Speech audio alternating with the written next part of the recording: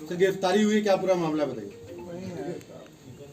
2 तारीख को थाना मलिहाबाद में ग्राम मोहम्मद नगर में एक भूमि के सीमांकन और पैमाइश का विवाद था, जिसके संबंध में लेखपाल द्वारा सभी पक्षों को नोटिस दी गई थी और उस नोटिस पर सारे पक्ष वहां पर आए, जिसमें जो फरीद खान और उसका चचेरा भाई ताज और सलमान और सिराज खान, ये चारों लोग वहाँ पर आए, लेकिन पैमाइश को लेकर के विवाद हो गया, जिसमें पैमाइश नहीं हो पाई।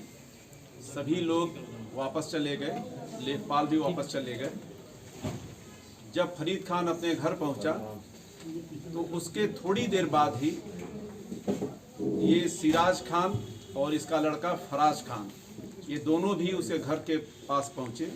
ये लोग आपस में रिश्तेदार भी हैं, फरीद और सिराज खान रिश्तेदार हैं। वहां जाकर के पुनः इन लोगों के बीच में विवाद हुआ और विवाद के बाद वहां पर सिराज खान ने अपने थार गाड़ी में रखी हुई राइफल से गोली चला दी और उसका लड़का फराज खान भी गोली चलाया, इस गोली कांड में 3 लोगों की मौत हुई। एक फरीद के लड़के हंजला खान की, उनकी पत्नी फरहीन की और उनके चचेरे भाई ताज की। ये गंभीर घटना थी। तत्काल पुलिस आयुक्त महोदय द्वारा, ज्वाइंट पुलिस कमिश्नर और मेरे द्वारा जो घटना निरीक्षण किया गया, अभियुक्तों की गिरफ्तारी के निर्देश दिए गए। घटनास्थल को संरक्षित कर सारे प्रदर्शनों को कब्जे में लिया गया और शवों को पंचायतनामा कर पोस्टमार्टम के लिए भेजा गया। पुलिस की 5 टीमें गठित की गई और तत्काल चारों तरफ से नाकेबंदी की गई, जिसका परिणाम ये हुआ कि अभियुक्तगण अपनी थार गाड़ी और राइफल जो कि यूज किए थे घटना में, वो छोड़ करके भाग गए। एक अभियुक्त अशरफी, उसको भी तत्काल पुलिस द्वारा गिरफ्तारी कर ली गई और पुलिस की कुल 5 टीमें गठित की गई अभियुक्तों की गिरफ्तारी के लिए। थाना माल, मलिहाबाद, रहीमाबाद, काकोरी और दुबग्गा, इनकी 5 टीमें गठित की गई।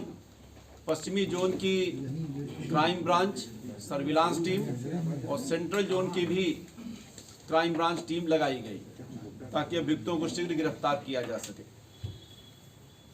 तत्काल अभियुक्तों के परिजन और एसोसिएट्स, इनको हिरासत में ले लिया गया और जब इनसे पूछताछ की गई तो ज्ञात हुआ कि अभियुक्त के पास पोलैंड का पासपोर्ट है और ये विदेश भी भाग सकते हैं। तत्काल एयरपोर्ट अथॉरिटी के माध्यम से चारों तरफ हर जगह, हर एयरपोर्ट पर जो है मैसेज दे दिया गया, इनका आधार कार्ड दिया गया ताकि ये भाग न सके। लुकआउट नोटिस जारी की गई, नाकेबंदी कर दी गई। ये भी एक सूचना मिली हम लोगों को कि चूंकि अभियुक्तों को ये पता चल गया है कि एयरपोर्ट पर जो है सारे जगह इनकी घेराबंदी है, तो ये उत्तराखंड के रास्ते से नेपाल भाग सकते। हम लोग के द्वारा तत्काल नेपाल बॉर्डर को सील किया गया, एसएसबी के अधिकारियों से वार्ता की गई और नेपाल बॉर्डर पर चेकिंग लगा दी गई। ये सारी पुलिस कार्रवाई की गई, सारे सीसीटीवी कैमरे तलाशे गए, सब चेक किए गए। जो भी सर्विलांस की भी हम लोगों ने मदद लिया, इनके जितने एसोसिएट्स थे उनके नंबर और सारे लोगों के नंबरों को हम लोगों ने तहकीकात किया, इनसे ग्राउंड इंफॉर्मेशन भी लिया गया। तो ये पता चला कि अभियुक्तगण मुरादाबाद की तरफ भागे हैं और वहां पर किसी अपने रिश्तेदार के साथ जो है उसके संरक्षण में वहां पर गए। तत्काल एक टीम जो है क्राइम ब्रांच की मुरादाबाद को रवाना कर दी गई। अभियुक्तगण का हम लोग सर्विलांस से भी पीछा करते रहे और साथ ही हमारी टीम भी जो है उसको लोकेट करती रही। अंत में जब अभियुक्तगण भागने में सफल नहीं हुए तो ये सरेंडर के लिए सोचे और वापस जो है लखनऊ आए ताकि किसी वकील के माध्यम से न्यायालय में हाजिर हो सके। हमारी टीम ने, क्योंकि जो लगातार इनका जो है चारों तरफ से नाकेबंदी कर और पीछा भी कर रही थी, फॉलो कर रही थी। आज सुबह दुबग्गा तिराहे पर 5:30 बजे इनको गिरफ्तार कर लिया गया। दोनों अभियुक्त सिराज और फराज को गिरफ्तार दुबग्गा तिराहे से किया गया। इनके कब्जे से एक DBBL गन भी बरामद की गई, शस्त्र लाइसेंस बरामद किए। काकोरी अंतर्गत लाखन लोधी नाम के एक व्यक्ति की जिसकी उम्र लगभग 60 वर्ष थी, उसकी गला कस करके हत्या हुई थी, जिस संबंध में थाना काकोरी पर धारा 302 IPC का अभियोग पंजीकृत किया गया था। इसमें 3 अभियुक्त गिरफ्तार किए गए हैं। एक उसका सगा भतीजा है अभिषेक, दूसरा सौरभ उर्फ तन्ना, ये भी काकोरी का ही रहने वाला है, तीसरा सूरज बली, ये भी मृतक का रिश्तेदार है। ये तो गिरफ्तारी हुई, क्या पूरा मामला बताइए। 2 तारीख को थाना मलिहाबाद में ग्राम मोहम्मद नगर में एक भूमि के सीमांकन और पैमाइश का विवाद था, जिसके संबंध में लेखपाल द्वारा सभी पक्षों को नोटिस दी गई थी और उस नोटिस पर सारे पक्ष वहां पर आए, जिसमें जो फरीद खान और उसका चचेरा भाई ताज और सलमान और सिराज खान, ये चारों लोग वहां पर आए, लेकिन पैमाइश को लेकर के विवाद हो गया, जिसमें पैमाइश नहीं हो पाई। सभी लोग वापस चले गए, लेखपाल भी वापस चले गए। जब फरीद खान अपने घर पहुंचा तो उसके थोड़ी देर बाद ही ये सिराज खान और इसका लड़का फराज खान, ये दोनों भी उसके घर के पास पहुंचे। ये लोग आपस में रिश्तेदार भी हैं, फरीद और सिराज खान रिश्तेदार हैं। वहां जाकर के पुनः इन लोगों के बीच में विवाद हुआ और विवाद के बाद वहां पर सिराज खान ने अपने थार गाड़ी में रखी हुई राइफल से गोली चला दी और उसका लड़का फराज खान भी गोली चलाया, इस गोली कांड में 3 लोगों की मौत हुई। एक फरीद के लड़के हंजला खान की, उनकी पत्नी फरहीन की और उनके चचेरे भाई ताज की। ये गंभीर घटना थी।